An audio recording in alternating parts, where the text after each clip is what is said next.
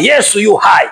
Agano la shetani, unaua watoto, utamaliza wote. Nataka nikwambie mpendo unayesikia wewe leo utakula kuku, utakunywa, utavaa, lakini imeandikwa baada ya kifo ni hukumu. Umezoea kunywa pombe, unamkataa Yesu, utatapika pombe kwenye moto. Umezoea kuzini, mtatupwa jehanamu. Uchi wa wanyama na wanawake uliokuwa unazini nao duniani, mnapenda kuzini, mkazini sawasawa kwenye moto, mtatapika nyongo, mtalia na Mungu hatasikia. Saizi unafurahia makahaba, hao makahaba hawatakusaidia kule, mtasaga meno, utalia na kuomboleza, Mungu hatasikia.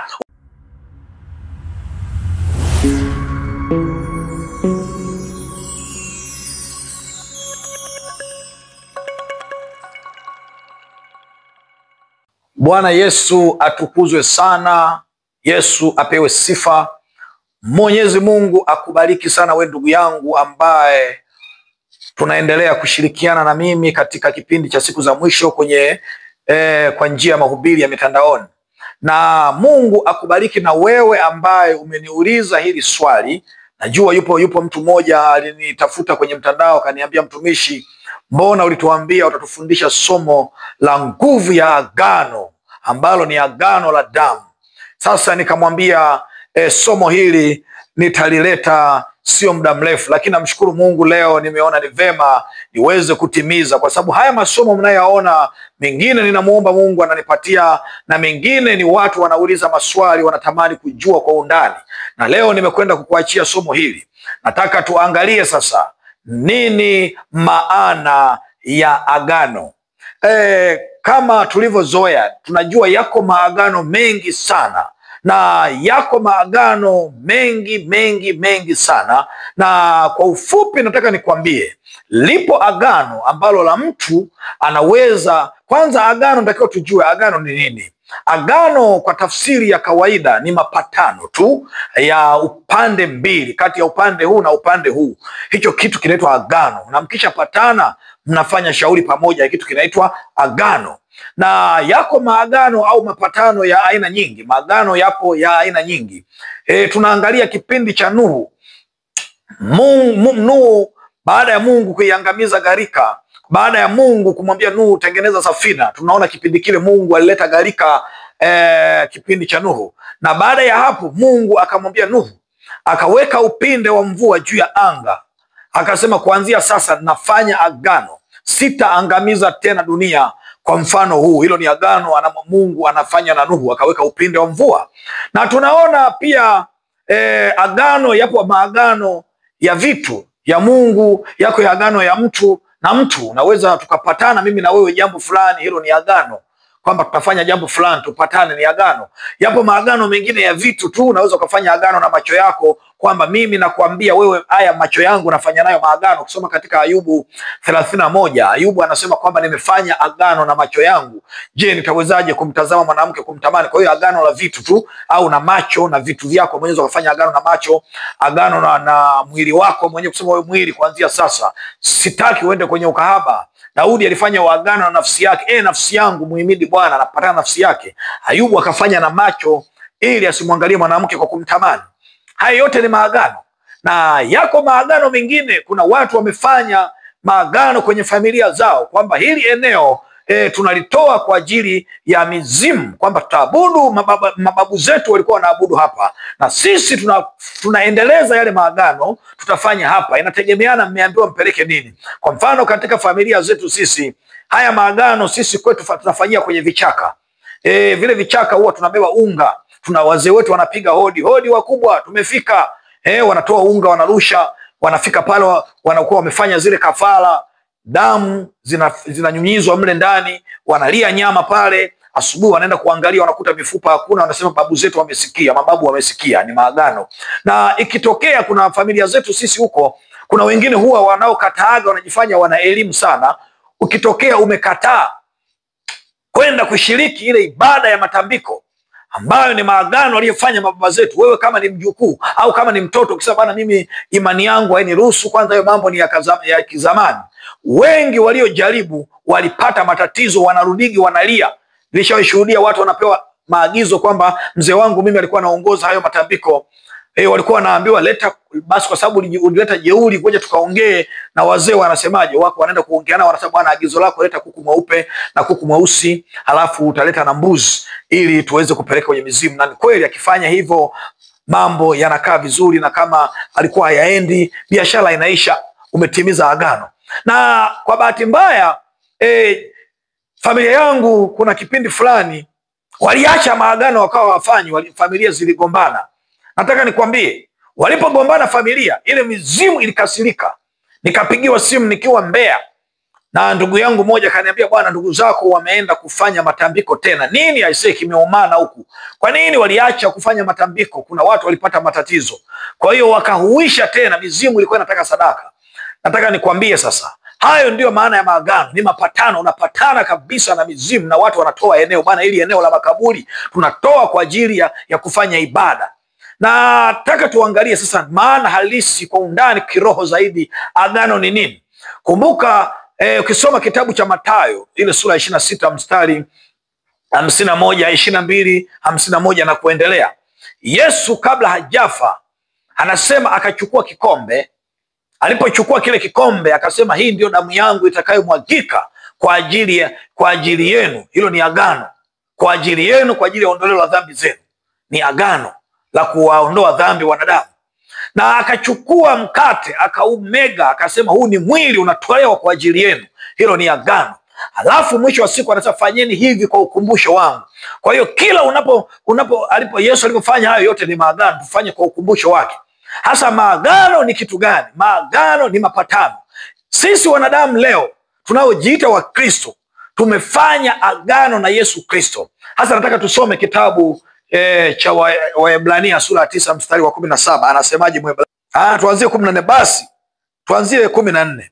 Basi si zaidi damu ya Yesu Kristo, ambaye kwa roho wa milele alijitoa nafsi yake kwa Mungu kuwa sadaka isiyo na mawaa, itakayowasafisha dhamira zenu na matendo maovu, mpate kumwabudu Mungu aliye hai.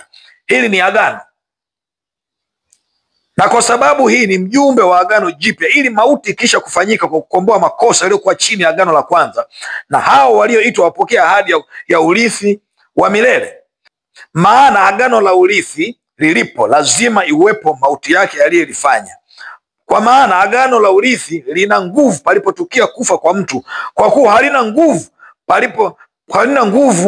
halina nguvu kabisa akiwa yuhai aliyelifanya.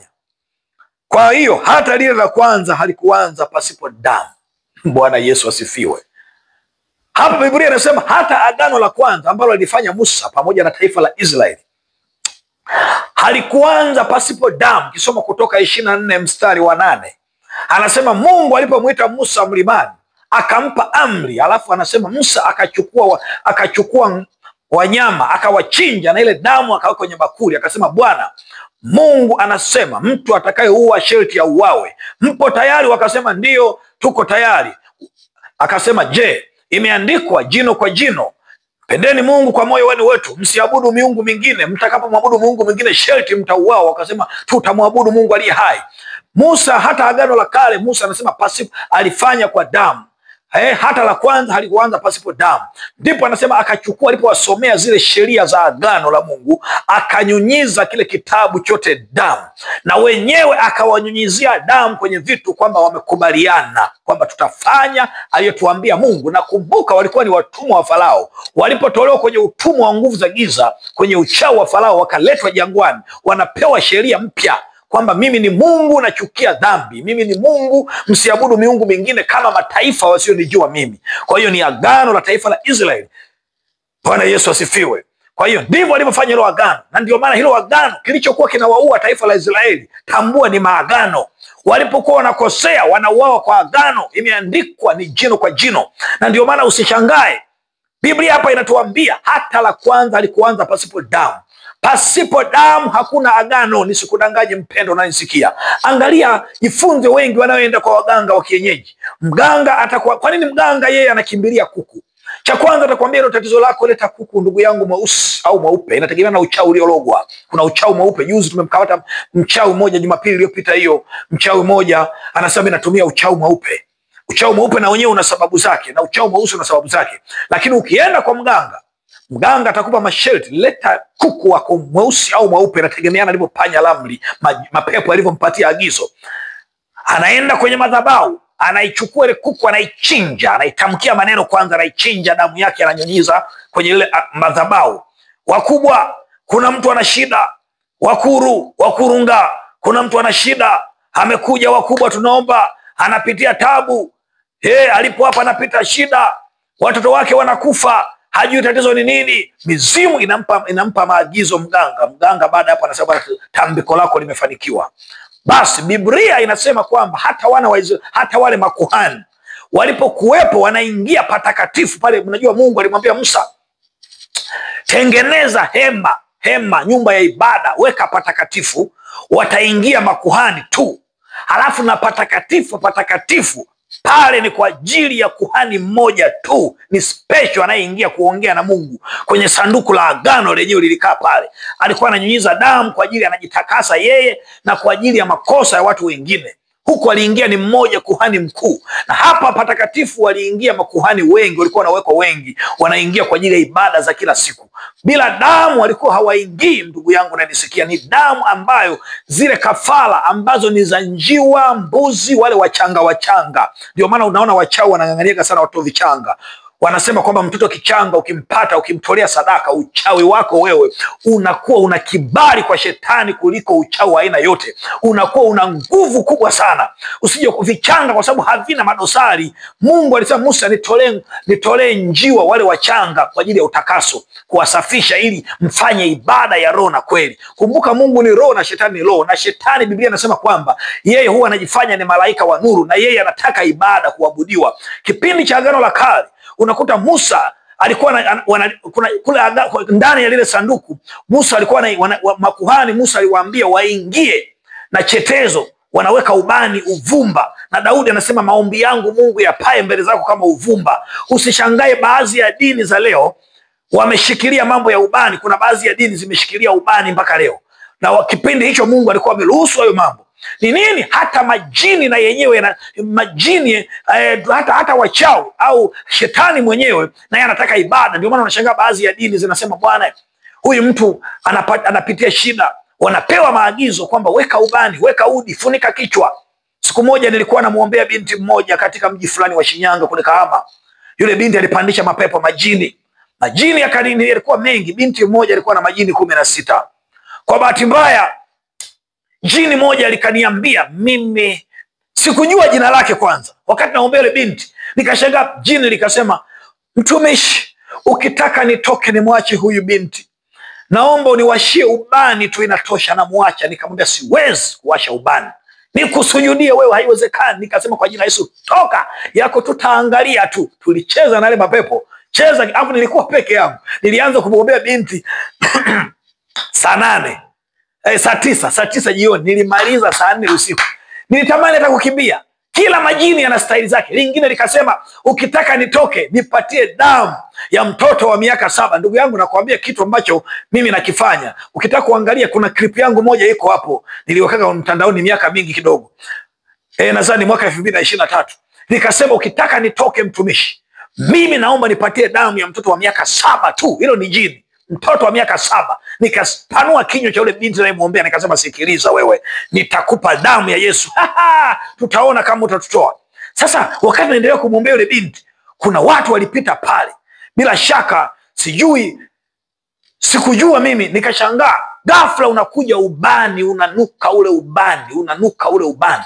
Nikauliza, walijaa watu, nilijaza watu ule mtaa.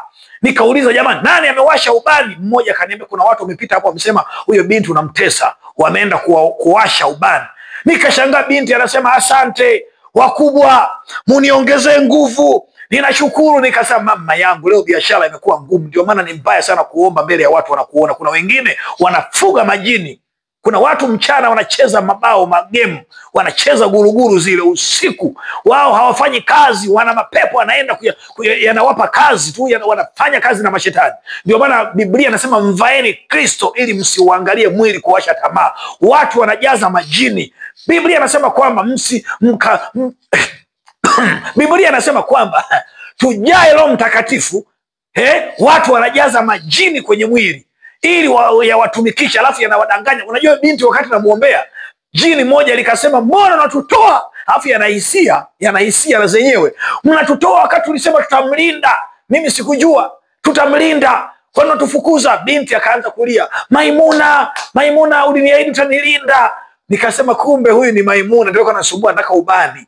Maimuna ulisema utanilinda, usiniache Maimuna, naomba usiniache tafadhali. Nakwambia nikaona kitu kimetoka, nikasema aha, kumbe ni Maimuna. Toka kwa jina la Yesu, toka pepo, piga kwa jina la Yesu. Likabadili lingine, nipe damu ya mtoto wa miaka 7, nitamwacha kisasa, sikupi damu, tutaangalia, usifikiri mimi kama Maimuna uliyomtoa. Likatoka, likabadili lingine, pepo lingine. Mtumishi, ukitaka nitoke, kazi ni ndogo tu. Huyu binti kwanza anao mkufu wa kwetu, aturudishie mkufu wetu. Unaona maagano alivyo mabaya. Huyu binti kumbe alipewa mikufu kuna mahala, lakini baadaye alivyofunguka nikamuuliza mkufu ulitoa wapi? Akaniambia mkufu nilichukua, siwezi kuficha, aniambia nilichukua, huyo aniambia nilichukua msikitini, ule mkufu, ule msahafu. Halafu nikamuuliza na zile mikufu mingine, sasa hiyo mingine niliokota tu, kumbe aliokota majini. Sasa rudisha mkufu wetu, alichukua kwenye ibada zetu, na mwingine anasema aliokota Mwanza, mikufu aliokota Mwanza. Nikamwambia unaona, haya ni maagano. Vitu vingine shetani anaweza hii pete unaona niliyoivai, hii ni pete. Sisi tumeitakasa, tumeiombea. Shetani ameshika hii dunia. Ndio maana kuna watu wana mapete ya kuzimu. Unaona mtu amevaa pete, anatamka tu maneno, naomba milioni 10. Anatamka tu maneno ya kichawi, naomba milioni 10, zinaingia ndani ya chumba chake. Naomba milioni 50, milioni 10, milioni ngapi zinaingia. Hafanyi kazi. Shetani amempa kazi yeye, wamefanya maagano na shetani. Kwa mimi nitakuwa nakupa fedha, lakini wewe kazi yako ni kuhakikisha unanitumikia mimi. Shetani anataka kuabudiwa na kusujudiwa tu. Hayo ndio maagano. Ndio maana kuna watu unaweza kalala ukaota ndoto kwamba wengine wanasema kwamba bibi yangu amenitokea, ameniambia kwamba huku aliko anateseka, anahitaji nimjengee kaburi. Ni kweli, anaenda kwa wazee, wanasema ni kweli, tumjengee bibi yetu kaburi. Kumbe ni mizimu huwa inachukua sura ya yule mtu. Mnaenda pale kwenye makaburi, wazee watamkaga maneno pale, mnafika pale, mnasujudia, mnafanya na ibada pale. Mnaweza mkaita na wachungaji wajinga ambao wajua neno la Mungu, wataomba pale, mtakunywa na mapombe yenu majumbani. Halafu kumbe ni mizimu mmetimiza kuyajengea, mnaipatia nguvu lile agano. Ndio maana ya agano. Fanya mchezo. Ndio maana wanachinja nyama, wanakula wazee, nyinyi binadamu hamuelewi. Wenzao wanatangulia asubuhi, wanaenda kupaka. Kuna kijana mmoja alinipigia simu, yupo Katavi, sitaki kumtaja jina lake kwa sababu ni mtumishi mmoja hivyo wa Mungu. Aliniambia kwamba mtumishi, mimi kwenye familia yangu huwa tuna utaratibu, mimi nimeokoka, nimepigiwa simu, nimeambiwa kwamba tunatakiwa tuende kwenye makaburi tukaangalie lile kaburi. Ila sasa sisi kwetu huwa tunakuaga tunafanya, huwa tunachinja kama ni mbuzi, ile damu tunanawa mikono wote, alafu tunaenda kupaka kwenye misalaba kule. Tunaenda tunapaka, kila mtu anachora msalaba.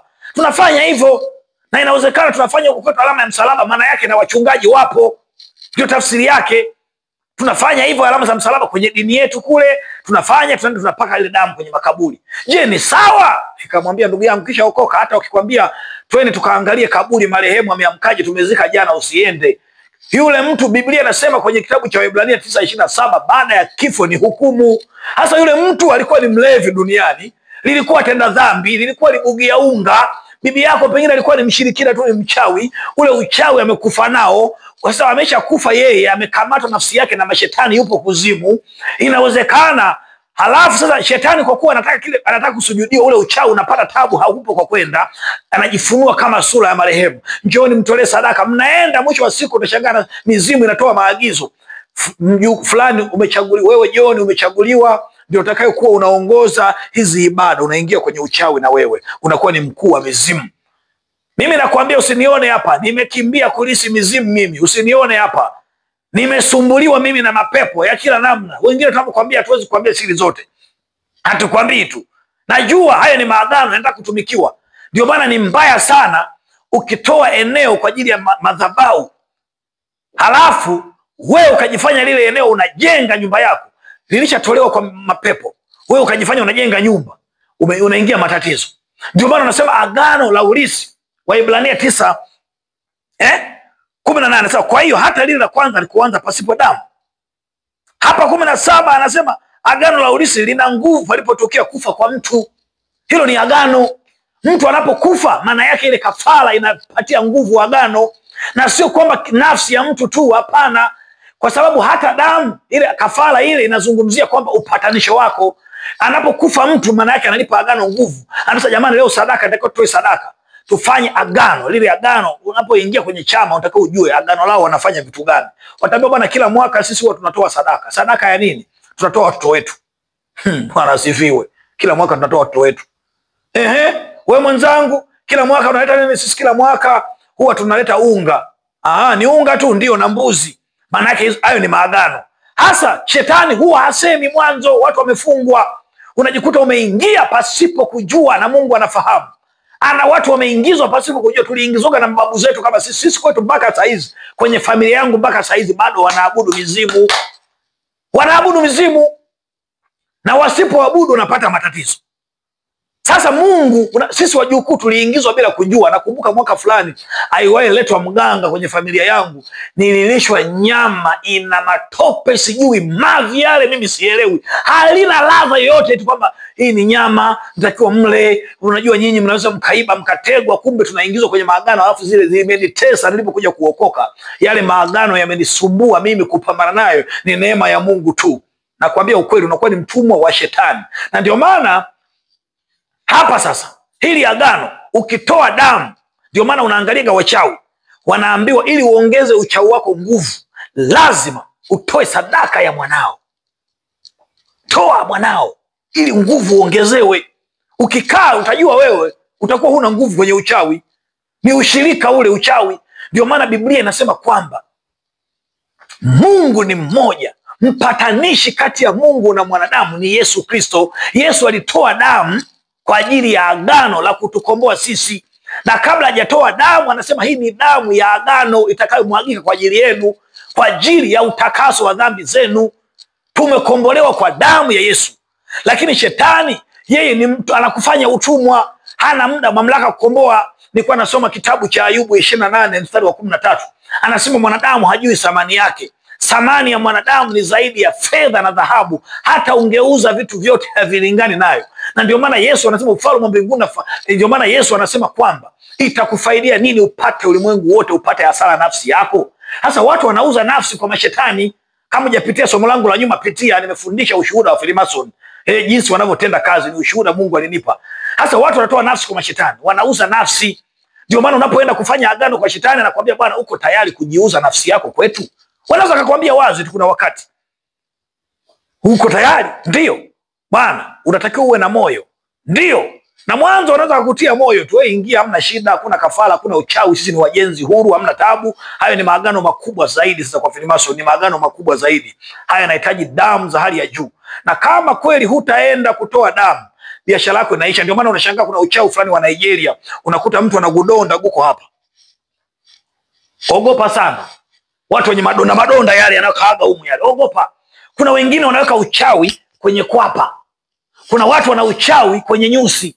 Kuna watu wana uchawi kwenye pete. Kuna watu wana uchawi kwa kuvaa vitu tu vidani hapa. Kuna watu wana uchawi wa kwenye macho. Kuna mtu ana uchawi wa kwenye nywele za kusuka wanawake. Kuna watu wana uchawi wa mavazi wanayovaa. Kwa hiyo nimekwambia, kama ni agano la wewe na vitu, uchawi wako utaweka wapi? Ndio maana usichangae wachungaji wanatumiaga maji, wanakumwagia tu, unaanguka chini. Siku moja Mungu aliniambia kwamba ogopa sana yale maji na yale mafuta, sio ya kwangu, yanatoka kuzimu. Kitabu cha waraka wa Yohana 2:22 na 27 anasema kwamba hamjui kwamba mafuta yale mlipakwa na Yesu yanakaa ndani wala sio nje? Yanakaa ndani ya mtu. Ni mafuta, ni mafuta yale ndio yale yanayotufanya tunahubiri. Mafuta ndio yanayotufanya sisi tunakuwa na kibali, tunakuwa tuna nguvu, tunakuwa na uwepo na upako. Hasa ile mafuta ya upako wanayouza ni mapepo, kwa sababu mafuta yanamwakilisha Roho Mtakatifu. Hasa Roho Mtakatifu anayekaa kwenye chupa akiisha, na maana Mungu ameisha, kanunue mengine. Kama ni mafuta ya halali wangekupa bure. Nataka nikwambie, agano linategemeana. Yule mchawi mmoja nilikutana naye, ambaye tulimnasa pale kanisani, tukamuuliza swali.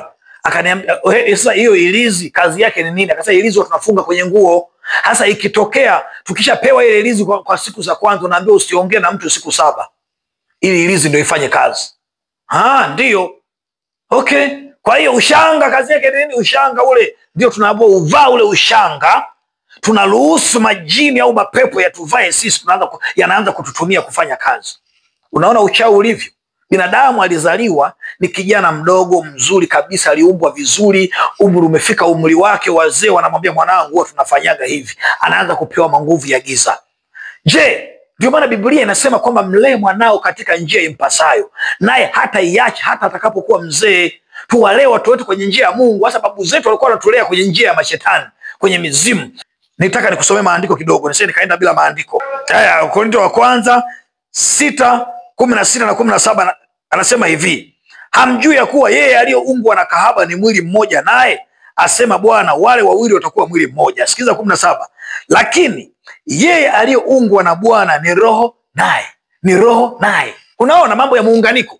Unapokuwepo umefanya agano na Mungu kwamba mimi naokoka leo, hilo ni agano ambalo Yesu alilileta, kwamba naokoka, nitakutumikia Mungu. Yesu anakunyunyizia damu kwa imani.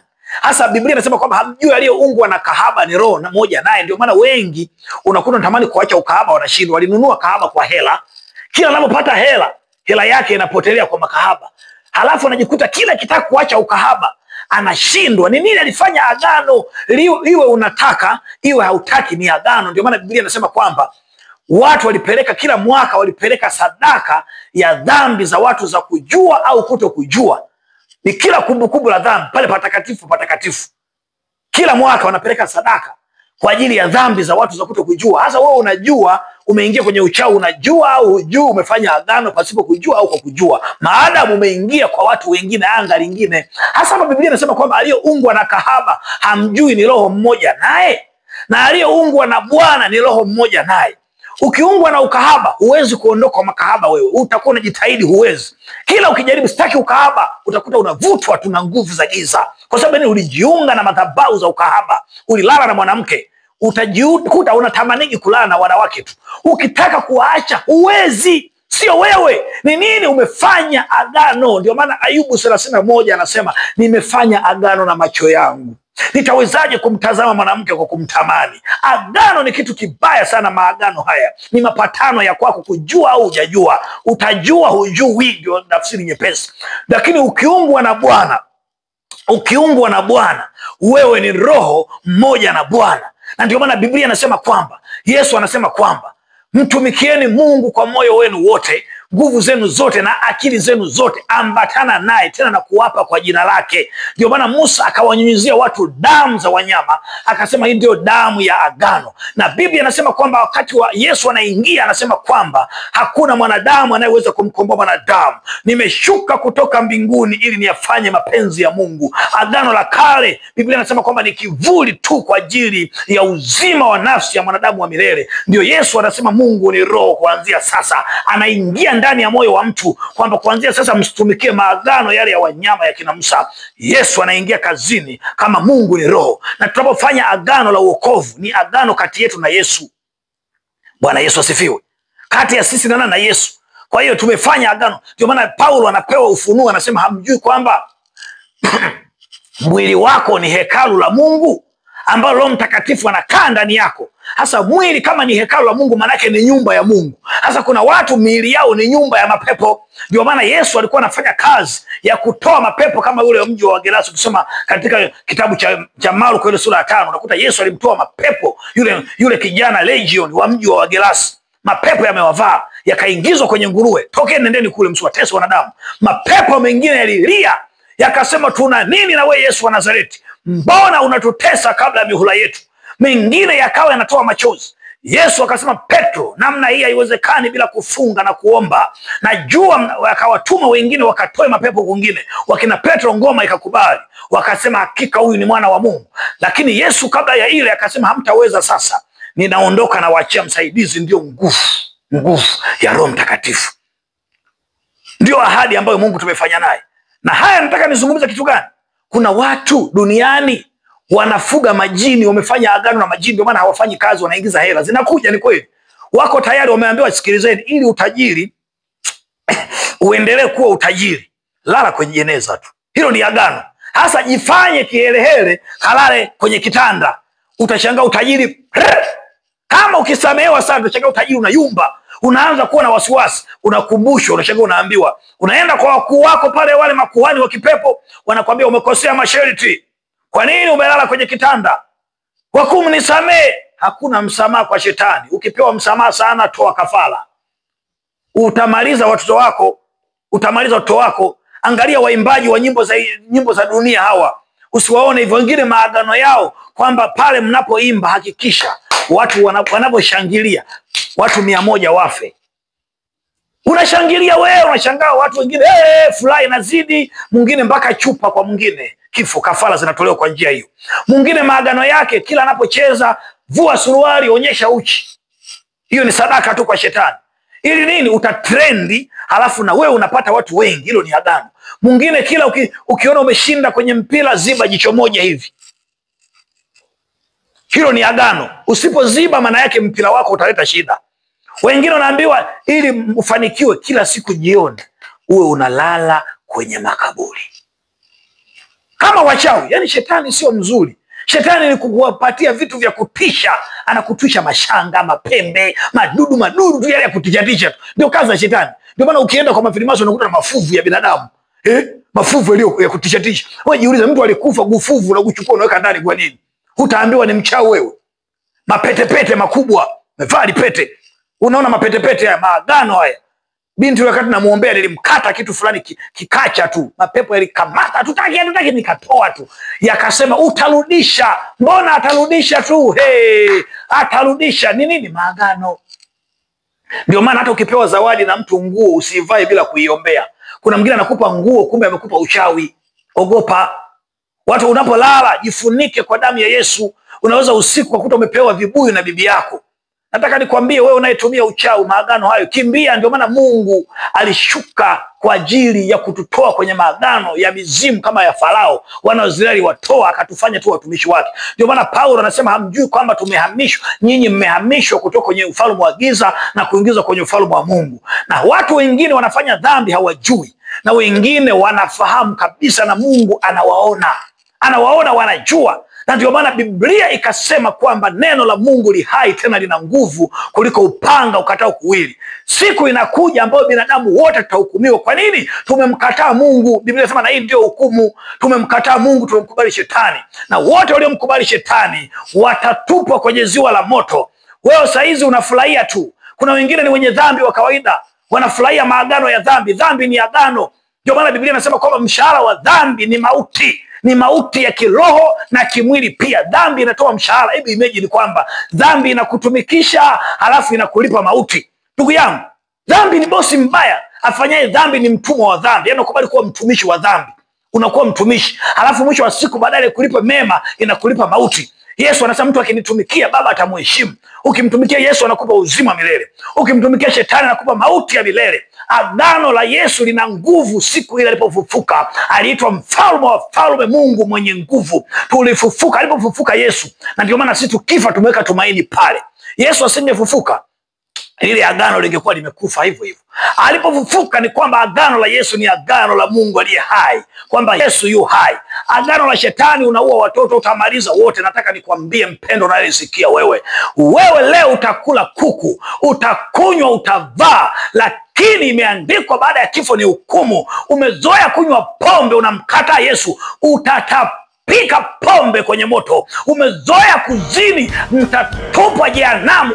Uchi wa wanyama na hao wanawake uliokuwa unazini nao duniani, mnapenda kuzini, mkazini sawasawa kwenye moto, mtatapika nyongo, mtalia na Mungu hatasikia. Saizi unafurahia makahaba, hao makahaba hawatakusaidia kule, mtasaga meno, utalia na kuomboleza, Mungu hatasikia. Umependa anasa kwenye dunia, utakaa makalio wazi na utalia. Halafu cha ajabu, Mungu atakuwa anakuonyesha matukio uliokuwa unadharau Injili. Biblia inasema utasaulika hata milele na milele. Jehanamu inatisha. Jehanamu ni mahala pa mateso, sio sehemu nzuri kwa mwanadamu. Mungu alimwekea shetani na malaika wale waliotaka utawala mbinguni, walioasi, wakaingia bustanini Edeni kuharibu uzao. Leo shetani amekamata dunia hii ili kwamba wote tu watumwa wake. Nataka nikwambie, jehanamu kimbia, inatisha. Yesu anataka wewe uokoke na jehanamu leo. Ndio maana kuokoka ni kuokoka na jehanamu.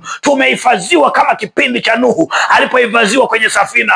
Mungu hataangamiza watakatifu kama kweli utakaa na Yesu, kama kweli utashikamana na Yesu. Tembea na Mungu, shikamana na Mungu, ambatana na Mungu hapa kwa jina lake. Dunia imechoka, dunia imeharibika, imejaa uchawi, imejaa uganga. Ukiwa na Yesu utakuwa salama. Kwa Yesu ni amani, hakupi uchawi. Anakuambia utalala kitandani, utalala umekula, utakula leo, kesho umelala njaa. Tunakuwa tuna amani kwa sababu tumeungwa na Bwana, anatufunika, anatulinda.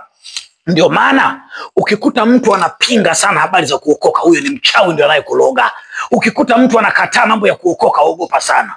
Wengine shetani amewainua wavuruge tu mitandaoni ili watu wasiokoke, wao watumwa wao. Majini anakosa kwa kwenda, yatakaa wapi majini? Sisi ndio tunafukuza majini. Ndio maana watu wanaambiwa ubani ni kitu kizuri. Ubani ni kuvukiza mapepo. Hilo ni agano la majini na mapepo na mashetani. Kuzimu ndio ina biashara hizo. Kuna watu duniani saizi wanatembea ni wazuri tu, mchana mnawaona watu, usiku sio watu, ni mapepo. Hawana raha hao. Usiku wanapata shida. Kulala kwenye jeneza sio kazi ndogo. Wanalala kwa tabu, wanakula kwa tabu, wanapewa masharti, furaha, hela tu. Biblia inasema mwanadamu hujui thamani yako wewe. Laiti ungejua, ungesema heri nile dagaa na mbinguni niende. Mungu akubariki sana wewe unayeteseka na nguvu za giza. Inawezekana unatamani kuacha ukahaba, unashindwa. Unatamani kutoka kwenye vyama vya kichawi, unashindwa. Jawabu ni kwamba Yesu anasema nilikuja ili watu wawe na uzima milele. Waraka wa Yohana unasema, Yesu wanasema kwamba jina la Yesu lilidhihirishwa duniani kuzivunja kazi za shetani. Zaidi ya yote ni kujikana tu nafsi na kumtumikia Mungu. Acha kujikana nafsi kutumikia wachawi. Kuna watu wamekubali wenyewe kuwa watumwa wa waganga na utatumikia mpaka hela ziishe. Kuna watu wamekubali wenyewe kuwa watumwa majini, utayatumikia, mwisho wa siku yatakunyonga wewe mwenyewe. Unajua hata nguruwe akikosa chakula huwa anakula watoto wake aliowazaa. Kwa hiyo shetani yeye amekufuga kama ng'ombe aliyokaa kwenye zizi, atakunyonga. Kama unamhitaji Bwana Yesu, yuko tayari kukuweka huru leo. Anasema msifungwe nira pamoja na mashetani. Hakuna ushirika kati ya nuru na giza. Kama hujaokoka, nyanyua mkono wako hapo ulipo, nitakwenda kukuombea. Fatisha sala hii na kutoa kwenye ufalme wa giza. Hapo hapo unakuwa umeokoka, alafu nipigie simu bure, nitakuonyesha kanisa la kupasa kuliendea. Makanisa yako mengi ya mashetani. Nyanyua mkono wako kwa imani. Na kama unaumwa, unateswa na nguvu za giza, kama unateswa na wachawi, nyanyua mkono wako hapo hapo ulipo. Na kama kuna sehemu una ugonjwa, kama hauzai, weka mkono kwenye tumbo, lakini fatisha kwa imani. Kama unasumbuliwa na macho, weka mkono hapo hapo, shika popote pale. Sema, Bwana Yesu, nimesikia neno lako. Asante kwa ajili ya ujumbe huu. Bwana Yesu, ninakushukuru. Asante kwa ajili ya maneno haya yenye uzima. Umesema aliyoungwa na Bwana ni roho moja naye, na aliyoungwa na kahaba ni roho moja naye. Bwana Yesu, naomba nisamehe dhambi zangu zote nilizozifanya kwa kuwaza, kwa kunena na kwa kutenda. Futa jina langu kwenye kitabu cha hukumu, niandike upe jina lako kwenye kitabu cha uzima. Bwana Yesu, ninaomba uniponye na ugonjwa huu nilio nao. Ugonjwa huu wa tumbo, ugonjwa wa miguu kuvimba, ugonjwa wa macho, ugonjwa wa ini na kutokuzaa watoto. Hebu sema, na kutokuzaa watoto. Naomba nilinde mimi, linda mke wangu, linda mme wangu, linda na watoto wangu. Fatisha hiyo sala. Sema, Bwana Yesu, naomba uangalie udhaifu wangu. Naomba nisaidie katika kipindi cha mwisho. Nitoe kwenye ufalme wa giza. Kuanzia sasa nifanye kuwa mwanao. Nitakutumikia wewe siku zote kwa maisha yangu yote, kwa roho na kweli yote. Namchukia shetani katika jina la Yesu. Hii sala nimekuombea, amini kwamba Mungu amekusaidia. Baba, ukakutane na mtu huyu kuanzia saa hii. Ninatamka amen. Na ikiwa Mungu amekutendea jambo lolote, tuma message hapo chini, sema Mungu ameweza kunitendea. Tambua Mungu hana mipaka. Nilipokuombea hapo hapo umekwisha pona, na Mungu akubariki sana. Mungu akupiganie. Tupo kipindi cha mwisho. Kama utakuwa na swali lingine, andika hapo chini, mimi nitakutengenezea. Mungu akubariki. Na pia kama utaamua kuchangia huduma hii ili kwa ajili ya kuweka mambo, tunajua channel hizi zinatumia internet, tunanunua mabando. maana askari haendi vitani kwa gharama zake. Na kama hauna, usijisikie vibaya. Mungu wetu ni mwaminifu, atakupigania tu. Kuna siku utafanya jambo. Kumbuka, unapotoa sadaka, maana yake unajiunganisha na yule mhubiri, ili kwamba yale yote anayohubiri yaweze kufanya nguvu ndani yako. Lakini ogopa kujiungamanisha na watu waongo, kwa sababu unapojiunga na manabii wa uongo, unafanya roho yako inakuwa inavutwa kwenye vyama vya giza. Epuka kujiungamanisha usiku wa manane. Acha kujiungamanisha na madhabahu usizozifahamu. Mungu akubariki sana na Mungu kupiganie. Amen.